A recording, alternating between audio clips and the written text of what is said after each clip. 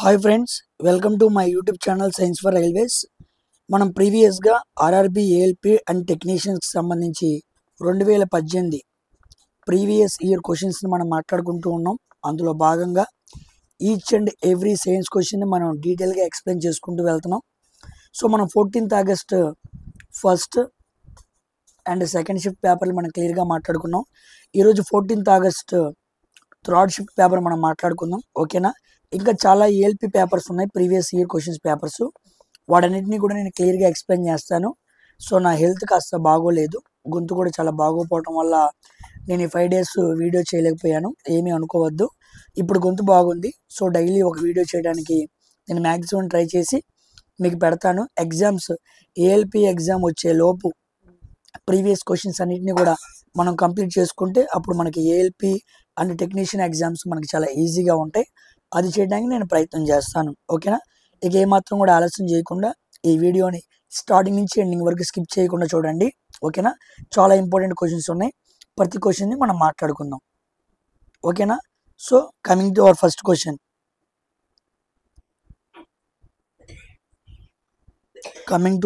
Question. చూడండి. Which of the following can neither be created nor be destroyed అన్నాడు. మనము create చేయలేము, అనగా సృష్టించలేము, నాశనం చేయలేము. దేన్ని చేయలేము? ఎనర్జీని. మనకి థర్మోడైనమిక్స్ లా తెలుసు కదా, మనం థర్మోడైనమిక్స్ లాలో మాట్లాడుకుంటూ ఉంటాం కదా. Energy can not be created nor be destroyed అనమాట. సో ఎనర్జీ అనే దాన్ని మనం క్రియేట్ చేయలేము, అదేవిధంగా నాశనం చేయలేము. కానీ ఏం చేయొచ్చు? But can transform one form to another form. ఒక ఫామ్ నుంచి ఇంకో ఫామ్లోకి మనం ఎనర్జీని ట్రాన్స్ఫర్ చేయగలం, కానీ మనం మాత్రం ఎనర్జీని క్రియేట్ చేయలేము, డిస్ట్రాయ్ చేయలేము. ఓకేనా? ఇదిగోండి, E=mc². ఇది ఐన్స్టీన్ తీసుకొచ్చిన ఫార్ములా. ఇక్కడ మనకి ఎనర్జీ ఉంది, ఎనర్జీని క్రియేట్ చేస్తామని చాలామంది అనుకుని ఈ ఫార్ములాని తప్పుగా అర్థం చేసుకుంటూ ఉన్నారు. ఓకేనా? ఎనర్జీని మనం క్రియేట్ చేయలేం. ఒక మాస్ వస్తువు తీసుకోండి, దాన్ని వెలాసిటీ ఆఫ్ లైట్ స్క్వేర్.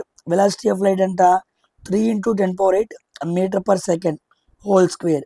ఇంత స్పీడ్తో ఈ వస్తువుని, మాస్ అనే వస్తువుని మనం కానీ ట్రావెల్ చేయించాం అనుకోండి, అది ఎలా మారిద్ది? ఎనర్జీగా మారిద్ది. So mass is converted into energy, అంతే. కానీ ఎనర్జీని మనం క్రియేట్ చేయలేము, కానీ మాస్ నుంచి ఎనర్జీగా మార్చాం. We can only transform, we never create and destroy అనే విషయాన్ని గుర్తుపెట్టుకోండి. Coming to our next question. Organic chemistry నుంచి అడిగాడు. The chemical formula of propane. Propane అంటే ఎలా ఉంది? ఆల్కేన్ లాగా ఉంది. ఆల్కేన్. ఆల్కేన్ అంటే ఏ bond? Single bond. Single bond అంటే ఫార్ములా CnH2n+2. చూద్దాం. ఇదిగోండి 3 తీసుకోండి. Cn అంటే C3, 3 × 6 + 2 H8, C3H8. ఇదే కదా ఈ ఫార్ములా. ఇది కాదు, ఇది కాదు, ఇది కాదు. దీన్ని సాటిస్ఫై చేసేగా ఉన్న ఏకైకది ఇదే, ప్రోపేన్. ఫస్ట్ది ఏంటి? మీథేన్. రెండోది ఏంటి? ఈథేన్. మూడోది ఏంటి? ప్రోపేన్. నాలుగోది ఏంటి? బ్యూటేన్. ఐదోది ఏంటి? పెంటేన్. ఇలా ఉంటాయి అన్నమాట. C1, C2, C3, C4, C5. మనం తీసుకునే 1, 2, 3 వాల్యూస్ ఆధారంగా మీత్, ఈత్, ప్రోప్, బ్యూట్, పెంట్ అలా తీసుకుంటాం అనమాట. ఆల్కేన్ అంటే ఏమంటారు? అన్సాచురేటెడ్ అంటారు. అన్సాచురేటెడ్ హైడ్రోకార్బన్కి ఎన్ని బాండ్స్ ఉంటాయి? సింగిల్ బాండ్ ఉండిద్ది, గుర్తుపెట్టుకోండి. ఓకేనా? Coming to our next question. Which of the following indicators cannot be used for distinguishing between acidic and neutral solutions? కింది వాటిలో ఏ కాంపోనెంట్ని లేదా ఏ ఇండికేటర్ని మనం acidic solutions and neutral solutions కనుక్కోవటానికి వాడము అని అడిగాడు. గుర్తుపెట్టుకోండి, కెనాట్ అని అడిగాడు. ఏంటి ఏదంటే ఫినాప్థలిన్ అనమాట. ఎందుకు అంటే చూడండి, ఫినాప్థలిన్ని మనం యాసిడ్లో కలిపామనుకోండి, అది కలర్లెస్ అనమాట, ఎటువంటి కలర్ని ఇవ్వదు. ఓకేనా? అదేవిధంగా ఫినాప్థలిన్ని మనం బేస్గా తీసుకున్నాం అనుకోండి, అదే కలర్లోకి మార్చిద్ది, పింక్ అనమాట. అంటే ఒక ఫినాప్థలిన్ పేపర్ని తీసుకొని బేస్లో ముంచామనుకోండి, పింక్ కలర్ వచ్చింది. ఒక ఫినాప్థలిన్ తీసుకుని ఎసిడిక్లో కలిపామనుకోండి, కలర్లెస్ వచ్చింది. అయితే ఒక న్యూట్రల్ సొల్యూషన్ అంటే సాల్ట్ సొల్యూషన్ అనమాట, దాంట్లో కూడా ఏమొస్తుంది ఫినాప్థలిన్ కలర్లెస్సే వస్తుంది. అంటే ఎసిడిక్ సొల్యూషన్స్కి న్యూట్రల్ సొల్యూషన్స్కి ఫినాప్థలిన్ ఎప్పుడు ఏ కలర్ ఇస్తుంది, కలర్లెస్ అంటుంది. కాబట్టి అది ఎసిడిక్కా న్యూట్రలా అని మనం చెప్పలేం. కాబట్టి ఒక ఎసిడిక్ అండ్ న్యూట్రల్ సొల్యూషన్స్ తెలుసుకునేటప్పుడు మనం ఫినాప్థలిన్ని ఇండికేటర్గా వాడకూడదు. We never use phenolphthalein as a indicator to find the solution either it may be neutral or acidic. వాడలేమన్నమాట. ఓకేనా. బేస్ అనుకోండి ఫినాప్థలిన్ పింక్ కలర్లో మారిపోయింది, కానీ ఎసిడిక్ న్యూట్రల్కి చెప్పలేం. రెండు కలర్లెస్ కదా, ఎలా చెప్పగలం? అందుకే ఫినాప్థలిన్ని వాడలేము. యాసిడ్ అండ్ బేసెస్ నుంచి మంచి డెప్త్ క్వశ్చన్ అడిగాడు. వెరీ కాన్సెప్ట్ ఐడియా ఉన్న వాళ్ళు మాత్రమే ఆన్సర్ చేయగలరు. ఓకేనా. ఇదిగోండి మిథైల్ ఆరెంజ్. ఒక మిథైల్ ఆరెంజ్ని మనం యాసిడ్లో కలిపామనుకోండి ఏ కలర్ వచ్చింది, రెడ్ కలర్ వచ్చింది. ఒక మిథైల్ యాసిడ్ని మనం బేస్లో ముంచామనుకోండి ఏ కలర్ వచ్చింది, ఎల్లో వచ్చింది. చూసారా. కాబట్టి మిథైల్ ఆరెంజ్ రెడ్ కలర్ ఇస్తే acid, methyl orange yellow colour ఇస్తే బేస్. అలా చెప్పచ్చు అనమాట. ఇలా మనం టర్మరిక్ మన ఇంట్లో ఉండే పసుపును వాడుకోవచ్చు. చైనా రోజ్ అంటారు, చైనా రోజ్ దాన్ని వాడుకోవచ్చు. లిట్మస్ పేపర్ దాన్ని వాడుకోవచ్చు. ఫినాప్థలిన్ ఇప్పుడు మనం మాట్లాడుకున్నాం. మిథైల్ ఆరెంజ్, ఈ ఐదుటిని ఇండికేటర్స్ అంటారు. Turmeric, China rose, litmus paper, phenolphthalein, methyl orange. ఇవి యాసిడ్లో ముంచితే ఒక రకమైన కలరు, బేసెస్లో ముంచితే ఇంకొక రకమైన కలర్ వస్తూ ఉంటాయి. ఆ వచ్చిన కలర్స్ ఆధారంగా either it may B acid or base అని మనం డిఫైన్ చేయొచ్చు. ఓకేనా. సో యాసిడ్ అండ్ బేసెస్ నుంచి ఒక డెప్త్ లెవెల్ క్వశ్చన్ ఎక్స్పెక్ట్ చేసాం మనం. నెక్స్ట్ చూడండి. ఏ డిసీజ్ ఆల్వేస్ హ్యాజ్ ఆ కాజ్. అంతే కదా, ప్రతి రోగానికి ఒక కారణం ఉంటుంది. కారణం లేకుండా ఏమైనా జరిగిద్దా? మనకి ఫిజిక్స్లో కూడా లా ఆఫ్ కాజాలిటీ అంటారు. లా ఆఫ్ కాజాలిటీ అంటే కార్యాచరణ సిద్ధాంతం అంటారు. అంటే సృష్టిలో జరిగిన ప్రతి విషయం వెనకాల ఏదో ఒక కారణం. తెలుగులో అయితే అచ్చ తెలుగులో అయితే ఏదో ఒక హేతువు అని ఉండిద్ది. ఓకేనా. కాబట్టి ఒక డిసీజ్కి ఒక కాజ్ అనేది ఉండిద్ది. బ్యాక్టీరియా డిసీజ్ కానీ, వైరస్ కానీ, జలుబు కానీ, దగ్గు కానీ వచ్చింది అంటే there will be a reason behind that అని గుర్తుపెట్టుకోవాలి. Next, the characteristic of dash is used in the braking pads of cars. ఏ క్యారెక్టరిస్టిక్ అనేది బ్రేకింగ్ ప్యాడ్స్ ఆఫ్ కార్స్లో వాడుతున్నారని అడిగాడు. బ్రేకింగ్ ప్యాడ్స్ అంటే ఎక్కడ ఉంటాయి మనకి? అవి మనకి బ్రేకింగ్ ప్యాడ్స్ అంటే మనకి డిస్క్ బ్రేకులు ఉంటాయి కదా, మన బైక్స్కి డిస్క్ బ్రేకులు ఉంటాయి. ఆ డిస్క్ బ్రేక్ ఇలా ఉన్నప్పుడు వాటిపైన ఇలా ఉంటాయి అన్నమాట, బ్లాక్ కలర్లో ఉండి ఇలా షీల్డ్ లాగా ఉంటాయి. వాటిని బ్రేకింగ్ ప్యాడ్స్ అంటారు. ఇవి ఉండటం వల్ల మంచి ఫ్రిక్షన్ జనరేట్ అయ్యిద్ది. అప్పుడు మనం నొక్కంగానే బండి కరెక్ట్గా ఆగమన్న చోట ఆగిద్ది. అలా అలా అవటానికి పాజిటివ్ ఎఫెక్ట్ ఆఫ్ ఫ్రిక్షన్. మనం బండి కింద పడటానికి కారణం అవ్వట్లా, మన బండి ఆగటానికి ఈ ఫ్రిక్షన్ కారణం అవుతుంది. అది దేనివల్ల క్రియేట్ అయింది? Breaking pods. సో బండికి ఉండే బ్రేకింగ్ ప్యాడ్స్, డిస్కుల మీద ఉండే బ్రేకింగ్ ప్యాడ్స్ వల్ల పాజిటివ్ ఎఫెక్ట్ ఆఫ్ ఫ్రిక్షన్ జరుగుతుంది. It is useful to automobiles. కాబట్టి ఇది మంచిదే, పాజిటివ్ ఎఫెక్ట్ ఆఫ్ ఫ్రిక్షన్ జరుగుతుంది, గుర్తుపెట్టుకోండి. Coming to our next question, very very important అండి. Dash is amphoteric in nature.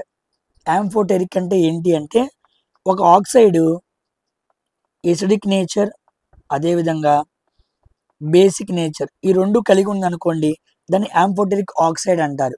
ఇదిగోండి మెటల్స్ అన్నీ కూడా చాలాసార్లు చెప్పాను మీకు ఇది నేను. బేసిక్ ఆక్సైడ్స్, నాన్ మెటల్స్ అన్నీ కూడా ఎసిడిక్ ఆక్సైడ్స్ అన్నమాట. కానీ కొన్ని మెటల్స్ మాత్రమే యాంఫోటెరిక్ అంటే ఎసిడిక్ బేసిక్ నేచర్ రెండు కలిగి ఉంటాయి. అదేంటి? Zinc oxide. ఇదిగోండి zinc oxide, aluminium oxide, lead oxide, tin oxide.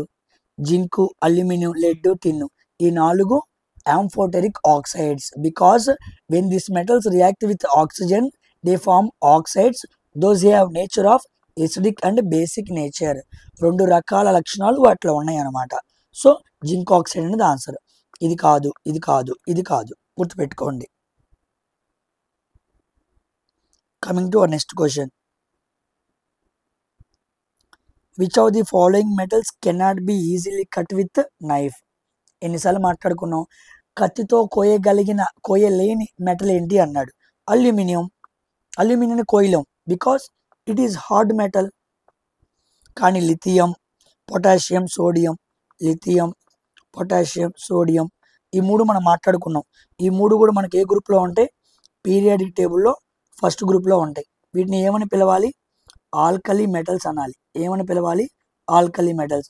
వీటి వ్యాలెన్సీ ఎంత ఉండిద్ది, 1 ఉండిద్ది. ఇవి ఎప్పుడు సాఫ్ట్గా ఉంటాయి. We can cut this metals through knife, but aluminium ఎలాగా కట్ చేయలేము, గుర్తుపెట్టుకోండి. Aluminium is hard. ఇది మనకి మెటల్స్ అనే టాపిక్ నుంచి అడగడం జరిగింది. నెక్స్ట్ క్వశ్చన్, ఇది మనకి మెకానిక్స్ నుంచి అడిగిన క్వశ్చన్ అనమాట. Mechanics. If the distance travelled by an object is 0, distance equal to 0 అంట. Then the displacement of an object is ఎంత అన్నాడు. డిస్ప్లేస్మెంట్ ఆఫ్ ద ఆబ్జెక్ట్ ఎంత అన్నాడు. ఇక్కడ చూడండి, మీకు డిస్టెన్స్కి డిస్ప్లేస్మెంట్కి తేడా తెలియాలి. ఇది ఏ, ఇది బి. ఇక్కడ నుంచి ఇక్కడికి ఉన్న షార్టెస్ట్ డిస్టెన్స్ని ఏమనాలి, డిస్ప్లేస్మెంట్ అనాలి. ఏ నుంచి బికి ఇలా వెళ్ళచ్చు. అయితే ఇదిగోండి, ఇలా మొత్తం కొండ చుట్టూ తిరిగినట్టు తిరిగి కూడా ఇక్కడికి వెళ్ళచ్చు. దీన్ని ఏమంటారు, డిస్టెన్స్ అంటారు. అంటే లాంగెస్ట్ పాత్నేమో డిస్టెన్స్ అనాలి, షార్టెస్ట్ పాత్నేమో డిస్ప్లేస్మెంట్ అనాలి. గుర్తుపెట్టుకోండి, displacement always less than or equal to distance greater than or equal to displacement అనమాట. ఈ పాయింట్ చాలా important. Distance greater than or equal to displacement అంటే డిస్టెన్స్ అనేది డిస్ప్లేస్మెంట్ కన్నా ఎక్కువ ఉండిద్ది లేదా ఈక్వల్గా ఉండిద్ది. ఇప్పుడు ఏమన్నాడు, డిస్టెన్స్ 0 అన్నాడు. అప్పుడు డిస్ప్లేస్మెంట్ కూడా ఏమైద్ది, 0 అయిద్ది కదా. సో 0. పాయింట్ మీకు అర్థమైందా. ఏ నుంచి బికి షార్టెస్ట్ పాత్నేమో డిస్ప్లేస్మెంట్ అనాలి, లాంగెస్ట్ పాత్నేమో డిస్టెన్స్ అనాలి. Distance greater than or equal to displacement. So equal కూడా ఉంది కాబట్టి డిస్టెన్స్ 0 అయితే డిస్ప్లేస్మెంట్ కూడా 0 అయింది. ఓకేనా, గుర్తుపెట్టుకోండి. Coming to our next question, power. Power మీద అడిగిన ప్రాబ్లం అనమాట. ఒక న్యూమరికల్ చూద్దాం. Mohan having a mass of 40 kg. Mohan 40 kg బరువు మోస్తూ ఉన్నాడు. And runs, Mohan having a mass of 40 kg and runs up to a staircase of 50 steps. ఎన్ని steps ఎగుతున్నాడు, 50 steps ఎగుతున్నాడు అంట. In 10 seconds, time equal to 10 seconds. If the height of the each step, ఒక step ఎన్ని centimetres ఉంది, 15 centimeters ఉంది. Then what is his power. 40 kg బరువు ఉన్న ఒక వ్యక్తి బరువు మోసుకుంటూ 50 steps ఎక్కాడు. ఒక్కో స్టెప్ 15 centimeters, 10 seconds ఎక్కాడు. అతని పవర్ ఎంత, అతను ఎంత పవర్ని కన్జ్యూమ్ చేసుకున్నాడు అని అడిగాడు. చూడంగానే చాలా కష్టం అనుకుంటారు. It's a simple question. చూడండి, power equal to work by time అన్నమాట.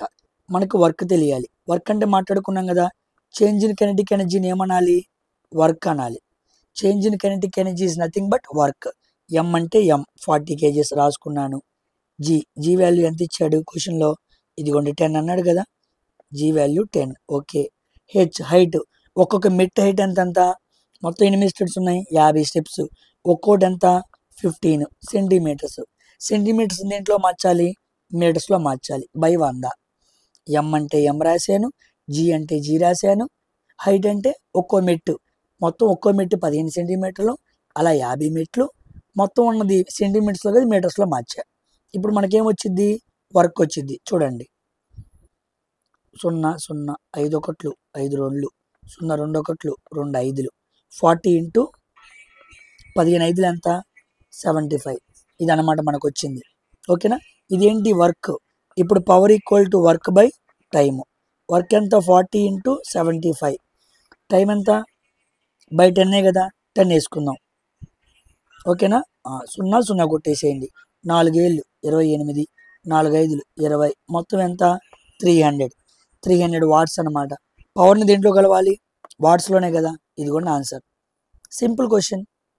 ఓకేనా, స్టెప్స్, ఒక్కో స్టెప్ 15 centimeters, 50 steps రాసుకోవడం. సెంటీమీటర్స్లో ఉన్నదాన్ని మీటర్స్లో మార్చుకోవాలి. కాన్సెప్ట్ తెలిస్తే ఈజీగా చేయొచ్చండి. What does the kinetic energy of A moving body depend upon. కదులుతున్న వస్తువుకి కైనెటిక్ ఎనర్జీ ఉండిద్ది. ఓకే, కైనెటిక్ ఎనర్జీ ఫార్ములా ఏంటి? Half MB square. కదులుతున్న బాడీకి ఉన్న కైనెటిక్ ఎనర్జీ దేని మీద ఆధారపడిద్ది అన్నాడు. ఇదిగోండి మాస్ వెలాసిటీ. ఇదిగోండి mass velocity. Simple question. Kinetic energy mass మీద వెలాసిటీ మీద ఆధారపడి ఉండిద్ది. ఫార్ములా ఆధారంగా పెట్టేశాను. Simple. Next coming to our next science question. చూడండి important. What is the type of energy possessed by a stretched rubber band? ఇదిగోండి ఒక రబ్బర్ బ్యాండ్ ఉంది. ఒక రబ్బర్ బ్యాండ్ ఉండిద్ది. ఈ రబ్బర్ బ్యాండ్ని నేను స్ట్రెచ్ చేశాను అనమాట, లాగాను.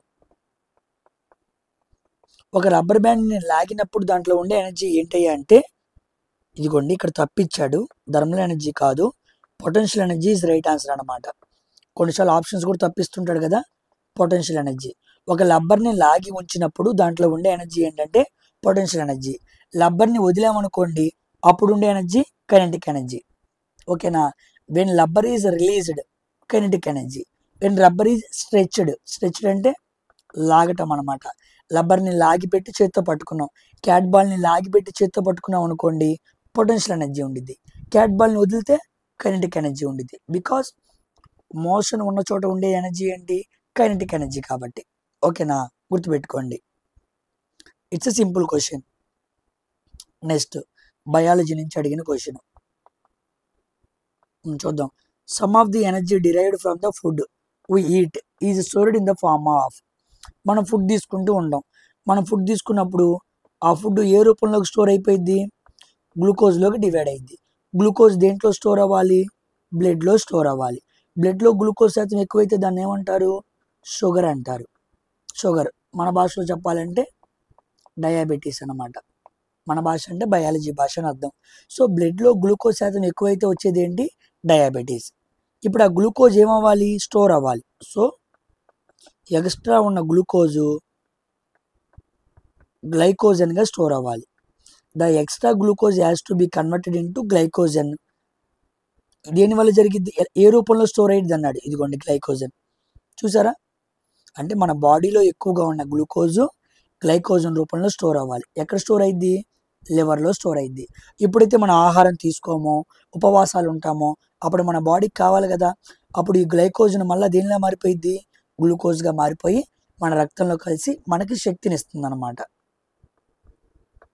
ఓకేనా? So in our body glucose will be converted into glycogen in liver. అలా గ్లైకోజన్గా మారింది, లివర్లో స్టోర్ అయింది అనమాట. అవసరమైనప్పుడు మళ్ళీ ఆ గ్లైకోజన్ని గ్లూకోజ్గా మార్చుకుంటాం. గుర్తుపెట్టుకోండి. ఇదిగోండి గ్లూకోజ్. గ్లూకోజ్ ఫార్ములా ఏంటి? C6H12O6.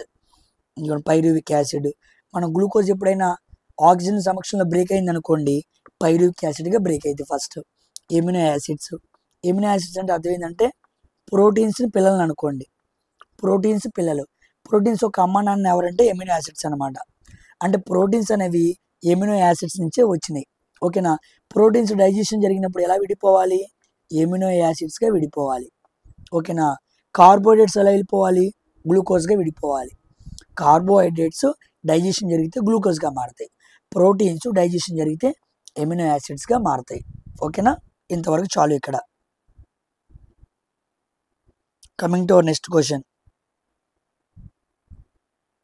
Which part of the female reproductive system prepares itself every month to receive and nurture the growing child? ప్రతి నెల కూడా యూటెరస్ గర్భాశయం అనేది ఎందుకు రెడీ అవుతూ ఉండిద్ది? మేటింగ్ జరిగిన తర్వాత ఫీమేల్ అండ్ మేల్ బేబీ అనేది పుడతారనమాట. ఆ బేబీ పుడతానికి ఏ ప్లేస్ రెడీ అవ్వాలి? యూటెరస్ రెడీ అవ్వాలి. సో ఎవ్రీ మంత్ యూటెరస్ వెయిట్ చేస్తూ ఉండిద్ది. ఒక జైగోట్ ఫామ్ అయ్యి అది ఫీటస్గా మారి అది చివరికి ఎలా అవ్వాలి? చైల్డ్ ఇన్ఫెంట్గా రావాలి. ఇలా మారటానికి ఎప్పుడు యూటెరస్ వెయిట్ చేస్తూ ఉండిద్ది. అంతే కదా. జైగోట్లు ఎక్కడ ఎత్తుక్కునిద్ది? యూటెరస్కి అతుక్కునిద్ది. దాన్ని ఏమంటారు? ఇంప్లాంటేషన్ అంటారు. బిడ్డ పిండంగా ఉన్నప్పుడు గర్భానికి అతుక్కోవాలి, అక్కడ పెరగాలన్నమాట. అలా గర్భం ప్రతి నెల వెయిట్ చేస్తూ ఉండిద్ది. పిండం వచ్చిందా, అతుక్కుందా లేదా అని. So it is waiting for a growing child. The part is called uterus, గర్భాశయం. గుర్తుపెట్టుకోండి. నెక్స్ట్ క్వశ్చన్, ఎలక్ట్రిసిటీ నుంచి అడిగిన question. What will be the resistance of a wire across which when 2 volts potential difference is applied 1 ampere current flows through the wire? V equal to 2 volts, current equal to 1 ampere, resistance ఎంత అన్నాడు. V equal to I into R, 2 by 1 equal to R అంటే 2, so R equal to 2 ohms. ఎక్కడ ఉంది? Simple question, ohm's law. V equal to IR అంటే ఏంటి? Ohm's లా. Ohm's లా ఎక్కడ పనిచేసిద్ది? At constant temperature. ఒక లా పని చేయాలంటే ఒక కండిషన్ ఉండిద్ది. అట్ కాన్స్టాంట్ టెంపరేచర్ దగ్గరే V equal to IR Ohm's law పనిచేసిద్ది. ఎక్కడ పడితే అక్కడ తీసుకెళ్ళి ఓమ్స్ లాని అప్లై చేయకూడదు. అట్ కాన్స్టాంట్ టెంపరేచర్ దగ్గరే ఓమ్స్ పనిచేసిద్ది అని చెప్పాడు. ఎవరు? ఓమ్ అనే scientist. Which hormone is released from the testis? పురుషుల్లో యొక్క మేల్ రీప్రొడక్టివ్ పార్ట్, ఏమని పిలవాలి? టెస్టిస్. వాటి ద్వారా విడుదలయ్యే హార్మోన్ ఏంటి? టెస్టోస్టిరాన్. ఇది మేల్కి సంబంధించి sex hormone, male sex hormone అంటారు. నెక్స్ట్, ఇన్సులిన్ ఎందుకు? ఇన్సులిన్ అనేది విడుదల చేసేది ఎవరు? ప్యాంక్రియాస్ అనమాట. ఇందాక మనం మాట్లాడుకున్నాం కదా, గ్లూకోజు మన బాడీలో ఎలా స్టోర్ అవ్వాలి? గ్లైకోజన్గా స్టోర్ అవ్వాలి. దాన్ని చేసే పని ఎవరు? ఇన్సులిన్ అనమాట. ప్యాంక్రియాస్ గంది విడుదల చేసిన ఇన్సులిన్ అనే హార్మోను గ్లూకోజ్ని గ్లైకోజన్గా మార్చింది. చాలామందికి ప్యాంక్రియాస్ గంది పాడైపోయినా, ఈ ఇన్సులిన్ సరిగ్గా విడుదల అవ్వకపోయినా గ్లూకోజ్ గ్లైకోజన్గా స్టోర్ అవ్వదు. అప్పుడు వాళ్ళకి డయాబెటీస్ వచ్చింది. అప్పుడు ఏం చేస్తారు? ఇన్సులిన్ ఇంజెక్షన్లు తొడక గుచ్చుకొని ఇంజెక్షన్ చేసుకుంటూ ఉంటారు. మరి అంతే కదా, లోపల హార్మోన్ పనిచేయట్లేదు, బయట నుంచి ఎక్కించుకోవాలి కదా, గ్లూకోజ్ గ్లైకోజన్గా మారాలి కదా, ఎక్సెస్గా ఉండకూడదు కదా, అందుకనమాట. ఈస్ట్రోజన్, దీన్ని ఏమంటారు? ఫీమేల్ సెక్స్ హార్మోన్ అంటారు. నెక్స్ట్, థైరాక్సిన్ ఎందుకు? థైరాక్సిన్ అంటే T3 హార్మోన్ అంటారు. ఇది మనకి థైరాయిడ్ గ్రంథి విడుదల చేస్తుంది. థైరాయిడ్ గ్రంథి ఎక్కడ ఉండిద్ది? మెడ దగ్గర ఉండిద్ది అనమాట. ఈ థైరాక్సిన్ అనే హార్మోన్ సరిగ్గా విడుదల అవుతుంది అనుకోండి, మనకి గ్వాయిటర్ లాంటి వ్యాధులు వస్తూ ఉంటాయి. ఓకేనా? అయోడిన్ లోపం వల్ల వచ్చేది ఏంటి? గ్వాయిటర్. గుర్తుపెట్టుకోండి. ఓకేనా? థైరాయిడ్ గ్రంథి విడుదల చేసేదేమో థైరాక్సిన్, ఫీమేల్ సెక్స్ హార్మోన్ ఏమో ఈస్ట్రోజన్, ఇన్సులిన్ ఏమో ప్యాంక్రియాస్, టెస్టోస్టెరాన్ ఏమో టెస్టిస్. ఓకేనా? ఇది హార్మోన్స్ అనే టాపిక్ నుంచి మనకు వచ్చింది అనమాట. Coming to our next science question. ఈ పేపర్స్ అన్ని మీకు ఆన్లైన్లో దొరుకుతాయండి. మీరు అథమెటిక్ రీజనింగ్ కూడా చక్కగా ప్రాక్టీస్ చేసుకుంటూ ఉండొచ్చు. ఎలా ఇక్కడ అడిగాడో మనకు తెలిస్తే దానికి తగ్గట్టుగా మన ప్రిపరేషన్ స్టార్ట్ చేయొచ్చు. ఓకేనా? చాలామంది పేపర్ ఎక్కడ దొరికిందని అడుగుతున్నారు. నెట్లో కొడితే పేపర్స్ అన్నీ అవైలబుల్గా ఉంటాయి. నేను అక్కడి నుంచి తీసుకుని మీకు సైన్స్, నాది సైన్స్ ఛానల్ కాబట్టి నేను సైన్స్ని క్లియర్గా మీకు ఎక్స్ప్లెయిన్ చేస్తున్నాను. ఓకేనా? Next, amphibian plants. యాంఫీబియన్స్ అంటే ఏంటి? ఉభయచర జీవులు అంటే ఇవి ల్యాండ్ మీద బతకలవు, అట్ ఏ టైంలో వాటర్ మీద కూడా బతకలవు. ఉదాహరణకి ఏంటి? కప్ అన్నమాట, ఫ్రాగ్. అయితే యాంఫీబియన్ ప్లాంట్స్ అన్నాడు అంటే ప్లాంట్ కింగ్డమ్లో కూడా యాంఫీబియన్స్ ఉన్నాయి. That are placed in which of the following groups? మనకు తెలుసు, ప్లాంట్ కింగ్డమ్లో మనకు ముఖ్యంగా ఉండేది ఏంటి? Bryophyta, pteridophyta, thallophyta. ఓకేనా? ఇక్కడ మనకి థాలోఫైటా ఫస్ట్ అనమాట. థాలోఫైటా మనకు వాటర్ మీద పెరుగుతూ ఉంటాయి. బ్రయోఫైటా ఇవి వాటర్ మీద పెరుగుతాయి, ల్యాండ్ మీద పెరుగుతాయి. సో బ్రయోఫైటా మన ఆన్సర్ అనమాట. అంటే మొక్కల్లో బ్రయోఫైటా లాంటి మొక్కలు అవి నేల మీద బతకగలవు, నీటి మీద బతకగలవు. కాబట్టి వీటిని యాంఫీబియన్స్ అంటారు. అదే ఒకవేళ టెరిడోఫైటా అనుకోండి, వీటిని రెప్టైల్స్ అంటారు. Reptiles of plant Kingdom. ఈ టెరిడోఫైటాలో అన్ని మొక్కలు పాకినట్టు ఉంటాయి అన్నమాట. తమలపాకు, మనీ ప్లాంట్ ఎలా పాకుతూ ఉంటాయి అలా పాకినట్టు కనపడుతూ ఉంటాయి. టెరిడోఫైటా రకానికి చెందిన మొక్కల్ని రెప్టైల్స్ ఆఫ్ ప్లాంట్ కింగ్డమ్ అనాలి. అలాగా బ్రయోఫైటా సంబంధించిన మొక్కల్ని యాంఫీబియన్స్ ఆఫ్ ప్లాంట్ కింగ్డమ్ అనాలి. ఎగ్జాంపుల్స్: లివర్ వాట్స్,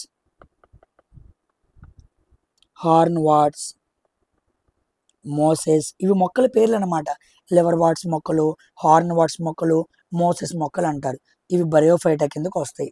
బ్రయోఫైటాలో ఏ మొక్కలు ఉంటాయి వాటిని ఏమని పిలవాలి, క్లారిటీగా నేర్చుకోవాలన్నమాట. ఓకేనా. Next, how are elements arranged in modern periodic table. Modern periodic table ఎవరు తీసుకొచ్చారు? మోస్లే తీసుకొచ్చాడు. ఆయన దేని ఆధారంగా తీసుకొచ్చాడు? ఎటామిక్ నెంబర్ ఆధారంగా తీసుకొచ్చాడు. ఎటామిక్ నెంబర్ని ఏ లెటర్తో సూచించాలి? జెడ్ అనే లెటర్తో సూచించాలి. Okay. How are elements arranged in modern periodic table in increasing atomic mass. Atomic mass అన్నాడు ఏంటి? రాంగ్, ఆప్షన్ తప్పించాడు. ఇదిగోండి, in the increasing order of atomic number. Modern periodic టేబుల్ని ఇంక్రీజింగ్ అటామిక్ నెంబర్ ఆధారంగా డిజైన్ చేశాడు, కానీ ఇంక్రీజింగ్ అటామిక్ మాస్ కాదు. గుర్తుపెట్టుకోండి, ఇది మెండలీఫ్ అనమాట. మెండలీఫ్ తన పీరియాడిక్ టేబుల్ని అటామిక్ మాస్ ఆధారంగా, అది కూడా ఇంక్రీజింగ్గా, కానీ మోస్ట్లీ లేదా మోడర్న్ పీరియాడిక్ టేబుల్ అంటే మనం ఇంక్రీజింగ్ అటామిక్ నెంబర్ అనాలి. ఈ పేపర్లో 2 ఆన్సర్స్ వాడే తప్పుగా ఇచ్చాడు, మనం రైట్ పెట్టాలి, ఆ మార్క్స్ మనకి యాడ్ అవుతాయి. గుర్తుపెట్టుకోండి. ఓకేనా. ఎంతమంది తప్పు చేసినా మన ఆన్సర్ రైట్ అయితే మనం రైట్ వైపే ఉండాలి. Which of the following gases is liberated when sodium hydrogen carbonate is heated. ఇలాంటి క్వశ్చన్స్ బాగా అడుగుతాడండి. Which of the following gases is liberated when sodium hydrogen carbonate is heated అన్నాడు. అంటే సోడియం హైడ్రోజన్ కార్బోనేట్ అంటే ఇదే అనమాట, NaHCO3. పేరు చదవంగానే ఏంటో అనుకుంటున్నారా? దీని పేరు ఏందనుకున్నారు? Baking soda. మనం బజ్జీలు తయారు చేయడానికి అట్టు వేయాలంటే, అట్టు పొంగాలంటే ఏం వాడతారు? బేకింగ్ సోడా వేస్తూనే ఉంటారు కదా. బయట అట్లు ఎక్కడ ఎవరు వేసినా బేకింగ్ సోడా కలుపుతారు. బేకింగ్ సోడాని హీట్ చేస్తే ఏం జరిగిద్ది అన్నాడు.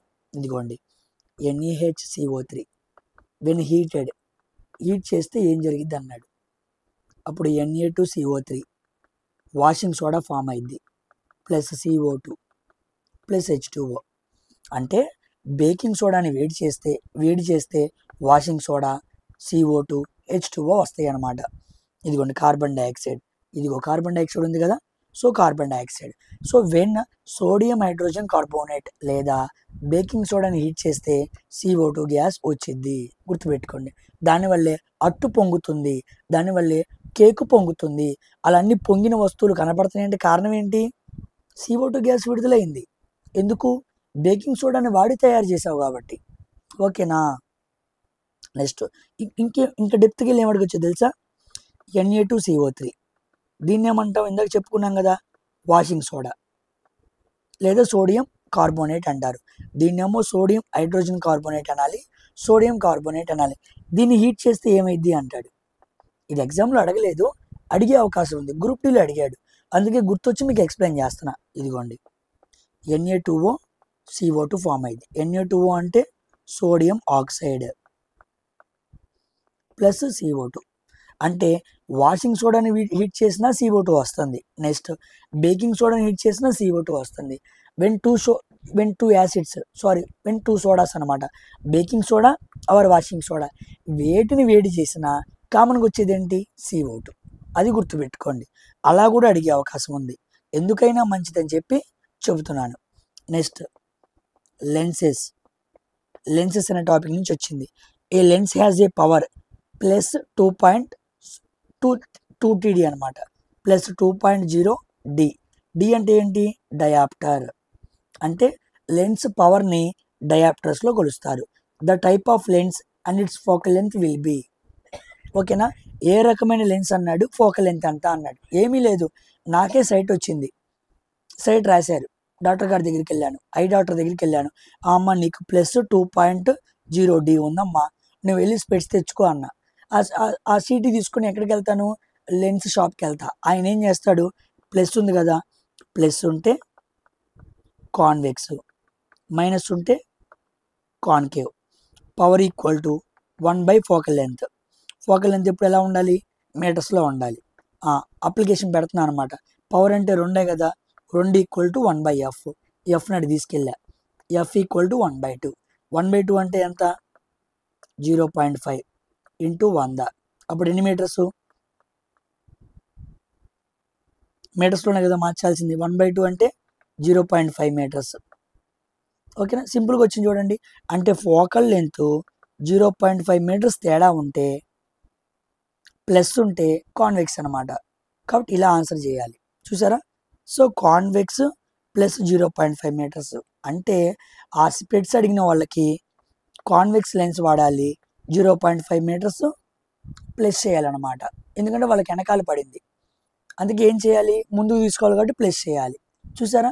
కాబట్టి +2 అని పవర్ చెబితే మనం ఏ లెన్సో చెప్పాము, ఫోకల్ లెంత్ ఎంతో కూడా చెప్పాము. దేని ఆధారంగా? Power equal to 1/4 focal length అనే ఫార్ములా ఆధారంగా. ఓకేనా? చాలా ఇంపార్టెంట్ అండి ఆ క్వశ్చన్, బాగా అడుగుతూ ఉంటాడు. Our next question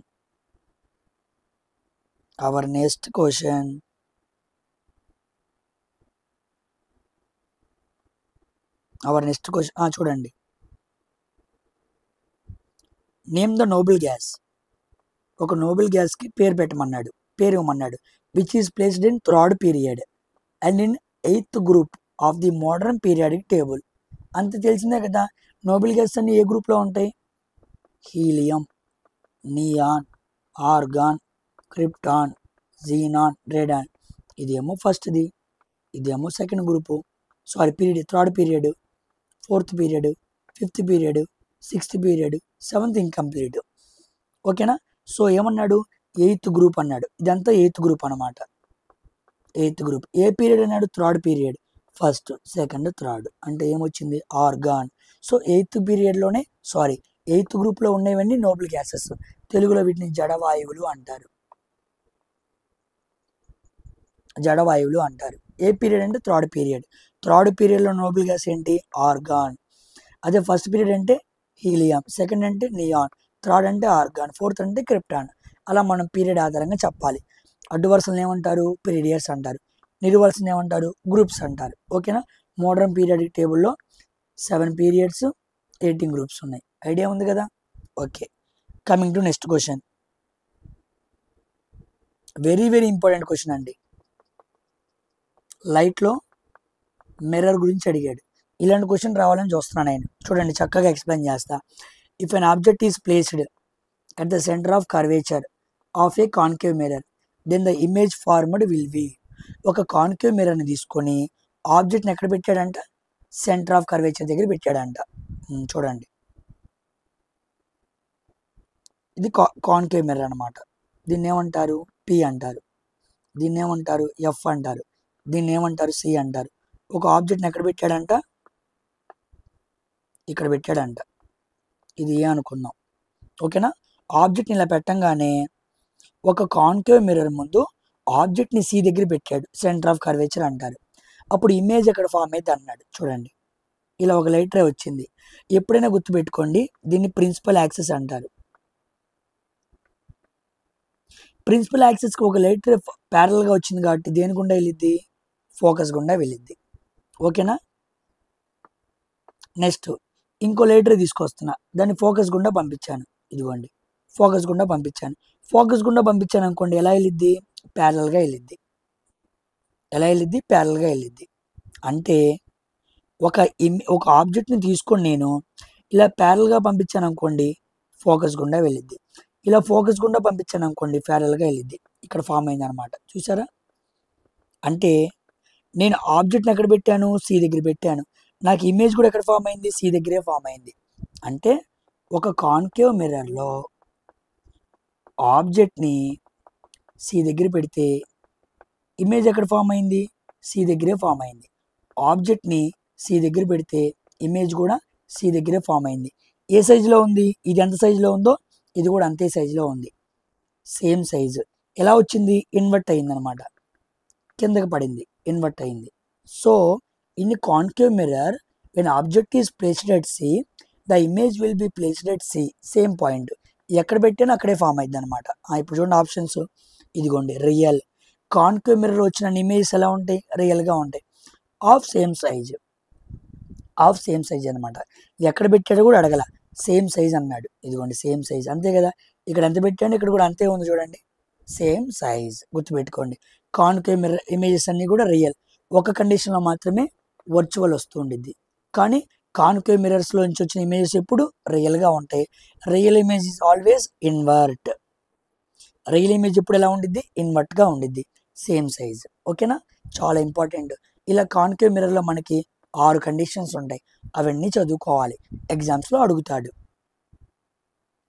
coming to hour final question. అయిపోయింది. ఓకేనా, టోటల్ నియర్లీ 75 క్వశ్చన్స్లో మనకు ఒక 20 క్వశ్చన్స్ కనపడ్డాయి. ఓకేనా, చాలా ఇంపార్టెంట్ అండి. ఓకేనా, అన్నీ చదువుకోండి. క్లియర్గా నేను ఎక్స్ప్లెయిన్ చేసుకుంటూ వెళ్తున్నా. 14th ఆగస్ట్ కూడా కంప్లీట్ అయిపోయింది. ఇంకొన్ని రోజులే ఏఎల్పి పేపర్స్ జరిగినాయి. చాలామంది టెక్నీషియన్ పేపర్స్ చెప్పమంటున్నారు. అసలు టెక్నీషియన్కి సింగిల్ ఎగ్జామ్ జరగలేదు. 2018లో ఏఎల్పికి టెక్నీషియన్కి కలిపి జరిగింది. ఓకేనా, ఇప్పుడు మనకేం చేశాడు, టెక్నీషియన్కి వేరుగా పెడుతున్నాడు. కాబట్టి మనం ఏఎల్పి, టెక్నీషియన్, ముందు రోజుల్లో గ్రూప్ డి, ఈ ప్రీవియస్ పేపర్స్ అన్నీ మాట్లాడుకున్నాం అనుకోండి, అసలు సైన్స్ క్వశ్చన్ బయటికి వెళ్దాం, ఒక్క సైన్స్ క్వశ్చన్ పోవడానికి అవకాశం లేదు. ఓకేనా, అందుకే నేను ఏఎల్పి, టెక్నీషియన్ ముందు అవగొడుతున్నాను. ఇలా అవగొట్టిన తర్వాత గ్రూప్ డి పేపర్ కూడా మాట్లాడతాను. మన యూట్యూబ్ ఛానల్లోనే తెలుగులోనే ప్రీవియస్ ఇయర్ క్వశ్చన్స్ పేపర్లన్నీ పెడదామని నేను ప్రయత్నం చేస్తున్నాను. అందులో భాగంగా మళ్ళీ పక్కన మోడల్ టెస్ట్ పేపర్లు కూడా పెడతాను. మోడల్ టెస్ట్ పేపర్స్ అనమాట. అంటే రాబోయే ఎగ్జామ్స్ క్వశ్చన్స్ ఎలా ఉండిపోతున్నాయో మోడల్ టెస్ట్ పేపర్స్ కూడా పెడుతూ ఉంటాను. వీటిని కూడా చూడండి. ఓకేనా, చాలామంది ఎక్కువ మంది చూడట్లేదు. ప్రీవియస్ ఇయర్ క్వశ్చన్స్ పేపర్స్ని తెలుగులో ఎన్సీఆర్టీ ఆధారంగా ఎక్స్ప్లెయిన్ చేస్తున్న వాళ్ళు చాలా తక్కువ ఉన్నారు. మన ఛానల్ ఒకటే ఉంది, కాబట్టి మీరు వింటే మీకే ప్రయోజనం. సైన్స్ని తెలుగులో ఇంత వివరంగా ఎవరు చెప్పట్లేదు. ఓకేనా, సో అవకాశాన్ని సద్వినియోగపరచుకోండి. ఇంకా చాలా ప్రీవియస్ క్వశ్చన్స్ పేపర్స్ ఉన్నాయి, వాటన్నిటిని ఇంతే లెవెల్లో డెప్త్గా మాట్లాడుకుందాం. మన టార్గెట్ ఏఎల్పి, టెక్నీషియన్ అయిపోవాలి, గ్రూప్ డి ఫినిష్ చేయాలి. ఈ మధ్యలో మోడల్ టెస్ట్ పేపర్లు ఎక్స్ప్లెయిన్ చేసుకుంటూ వెళ్ళాలి. ఈ మధ్యలో ఏమైనా కాన్సెప్ట్స్ మీకు అర్థం కాకపోతే ఆ కాన్సెప్ట్స్కి సంబంధించి వీడియోలు చేసుకుంటూ వెళ్దాం. ఓకేనా, కాబట్టి ఏ టాపిక్స్ చదవకూడదు, చదవాలన్న డైలమాలో ఉన్న వాళ్ళకి నేను చివరిలో కాన్సెప్ట్స్ ఏం చదవాలో కూడా చెబుతూ ఉన్నాను. ఈ ప్రీవియస్ ఇయర్ క్వశ్చన్ చూసారనుకోండి, ఓకే దీని నుంచి అడుగుతున్నాడు, దీన్ని చదవాలి అని ఒక ఐడియా మీకు జనరేట్ అయింది. కాబట్టి టైంని వేస్ట్ చేయొద్దు, ఎప్పుడైనా ఎగ్జామ్ జరగచ్చు. We need to be prepare very well. ఓకేనా, సో నెక్స్ట్ వీడియోతో మరొకసారి కలుస్తాను. Until then, thank you very much for watching my video. Don't forget to subscribe my channel and tick bell icon. ఓకేనా, bye.